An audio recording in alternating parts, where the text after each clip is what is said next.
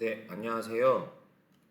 엘니뇨와 라니냐에서 헷갈리지 않아야 하는데 헷갈리는 부분, 우리 그 서태평양, 동태평양의 위치, 그리고 해수면 수온 약증의 경사에 대해서 간단하게만 알아가 보려고 합니다. 먼저 우리가 이제 엘니뇨와 라니냐를 물어볼 때 적도 부근에 태평양을 제시를 하죠. 그런데 서쪽을 뭐 서태평양, 동쪽을 동태평양이라고 줬으면 참 좋겠는데 이러한 언급을 하지 않고 뭐 여기를 뭐 오스트레일리아라고 하기도 하고 오스트레일리아 동쪽, 그리고 뭐 인도네시아 쪽이라고 하기도 하고요.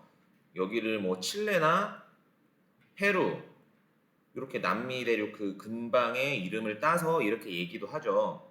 아무튼간 여기는 동태평양이고 적도 부근의 동태평양, 여기는 적도 부근의 서태평양이에요.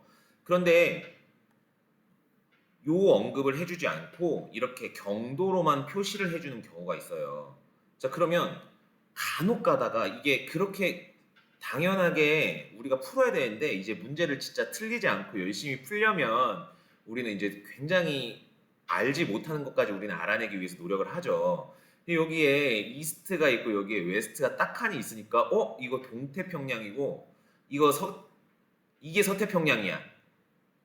그래서 이걸 뒤집어 놓았어. 그래서 이걸 뒤집어 놓고 우리에게 이제 반대로 생각하게끔 헷갈리게 하는 문제야. 이렇게 착각을 할 수가 있어요. 그런데 그게 아니라는 거.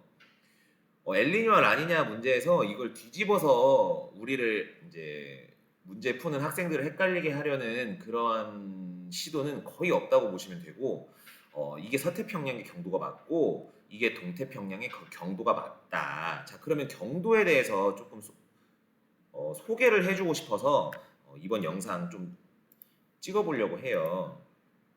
보시면 이게 이제 경도를 나타내기 위해서 이제 하나를 그림을 따왔는데 우리 경도의 기준은 영국이에요. 영국에 있는 그리니치 천문대를 우리가 기준으로 해요. 이게 기준이기 때문에 지금 요렇게 지금은 태평양이 중심에 있는 세계 지도죠. 어떤 세계 지도를 보면은 태평양이 중심에 없을 때가 있어요. 하지만 이제 엘니뇨와 라니냐를 다룰 때는 태평양이 중요하기 때문에 지금 영국이, 다시 말해서 경도의 기준이 영도가 이쪽에 있습니다. 경도를 얘기할 때는 이 기준선인 영도를 기준으로 해서 오른쪽으로 가면은 동경이라고 해서 각도 뒤에 이스트자를 붙여주고요. 그리고 이 기준으로 해서 서쪽으로 가면은 우리가 서경으로 불리우고 각도 뒤에 웨스트를 붙여줘요. 그래서 지금 여러분 이쪽으로 가면은 다 이스트가 이렇게 붙어야 돼요. 그리고 서쪽을 지나서 지금 이쪽으로 와서 60도 웨스트, 여기에도 웨스트가 붙어야 되겠죠. 자, 그러면 그렇게 쭉쭉쭉쭉 와서 이제 영국의 정반대, 맞은편, 이 180도가 되는 부분은 이스트도 웨스트도 아니죠. 얘는 그냥 180도고 이 180도 근방을 기준으로 해서 이제 날짜 변경선이 있게 돼요.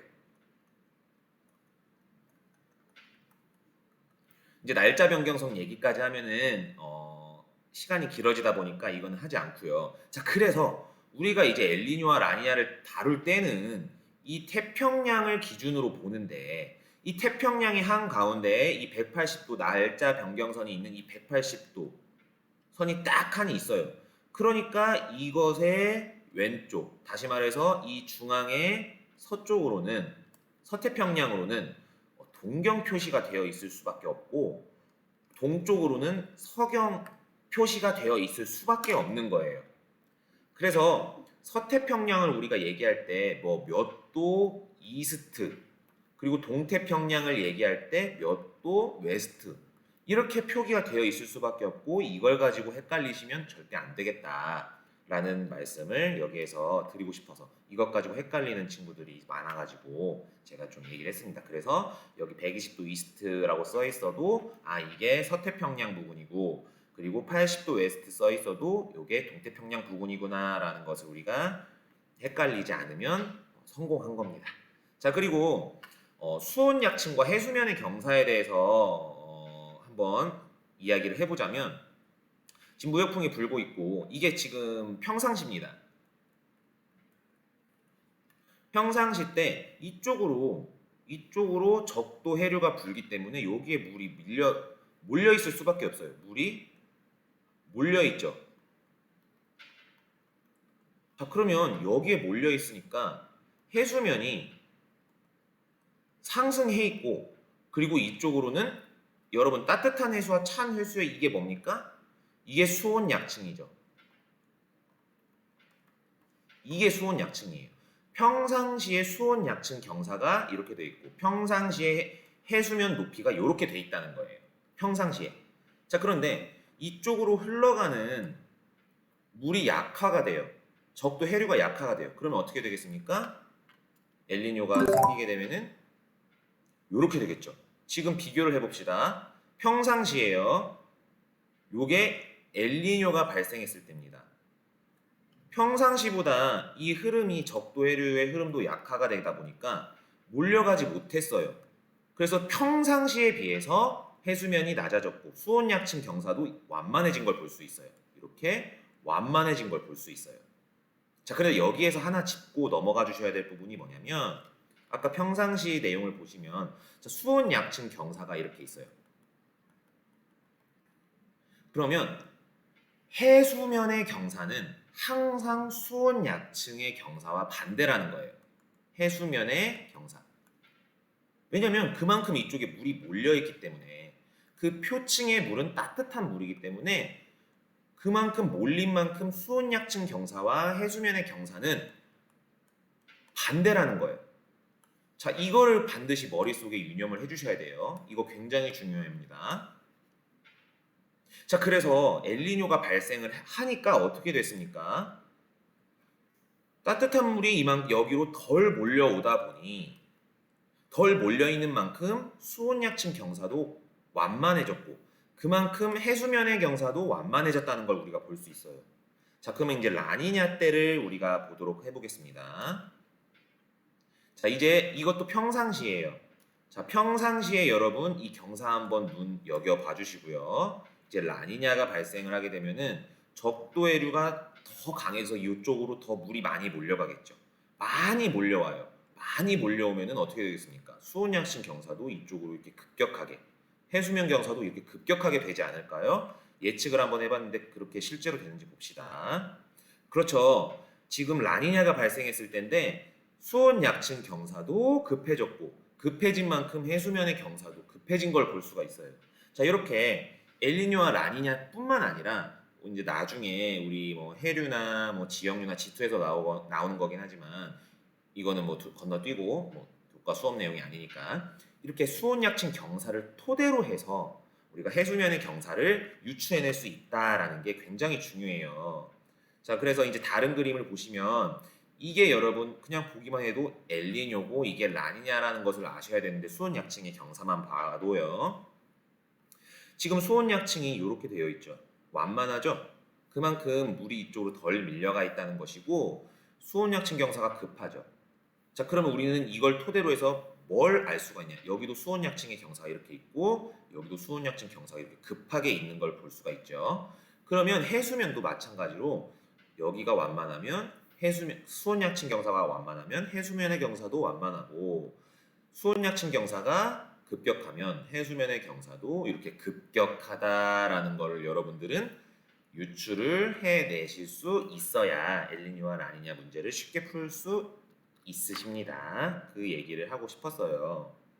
여기도 여러분 보시면 경도를 토대로 해서 서태평양과 동태평양 유추해내실 수 있죠. 여기가 태평양의 중앙 정도 부근이 되겠네요. 자, 그래서 이것과 관련된 문제 한번 풀어보도록 합시다. 지금 엘니뇨와 라니냐 시기래요. 물론 온도를 보고도 따질 수 있어요. 하지만 이제는 우리는 수온 약층의 경사를 알았기 때문에 이것만 보고도 엘니뇨와 라니냐를 유추해낼 수 있다. 이게 엘니뇨겠죠. 이게 라니냐예요. 자, 그러면은 가는 엘니뇨 시기, 라는 라니냐 시기래요. 맞겠네요. 그리고 동태평양 적도의 해역에서의 용승. 용승은 어디가 더 강하겠습니까? 차가운 물이 올라오는 게 용승이에요. 그럼 차가운 물이 여기까지 지금 여기는 근접해 있고 차가운 물은 이 아래에 있어요. 어디에서 잘 용승이 일어나겠습니까? 그렇죠. 이때죠. 가시기보다 나시기에 약하대요, 용승이. 뻥. 자, 디귿 부역풍의 세기는 가시기보다 나시기에 강하다. 그래서 라니냐 시기에 강한 걸 알 수 있겠고요. 여기에서는 묻지 않았지만 우리 해수면의 경사 어떻게 알 수 있습니까? 급한 만큼 해수면의 경사가 급하다. 가에서 해수면의 경사는 더 완만하다라는 것을 우리가 유추를 해낼 수 있다라는 거. 자, 하나만 더 풀어보고 마치도록 하려고요. 자, 여기에서도 보시면 이렇게 돼 있죠. 이렇게 돼 있죠. 뭐 볼 것도 없이 여기 해수면의 경사 이럴 거고요. 여기는 해수면의 경사 이럴 겁니다. 그러면 이게 엘니뇨고 이게 라니냐 시기가 되는 거죠. 자, 라니냐의 수온 연직 분포는 가이다. 땡. 니은 동태평양 적도 해역에서의 강수량은 이거는 이제 좀 대기까지 워커 순환까지 알아야겠죠. 강수량 언제 가 시기가 동태평양이래요. 우리 평상시 동태평양 건조하죠. 그런데 가 시기에는 엘니뇨고 라 시기에는 라니냐예요. 엘니뇨 때 이제 뭐 비가 증가하죠. 뭐 폭우가 내릴 수도 있다고 하고 그리고 라니냐 때 더 건조해져요. 그래서 가뭄이 발생할 수 있죠. 요거는 여러분들 이거 이제 유추를 할 수 있어야죠. 여기에서는 다루지 않을게요. 그래서 강수량은 엘니뇨 시기가 더 많아져요. 가시기가 나시기보다 많다 했으니까 맞는 보기. 그리고 동태평양 적도 해역에서 용승 아까 거랑 똑같네요. 언제가 강합니까? 나시기가 강하죠. 라니냐 때가 강하니까 이것도 맞다 해서 5번 체크를 할 수 있습니다. 이렇게 엘니뇨와 라니냐 문제에서 좀 알고 있을 때 좀 더 수월하게 문제를 풀 수 있는 개념에 대해서 함께 알아보았습니다. 네, 항상 고생 많으십니다.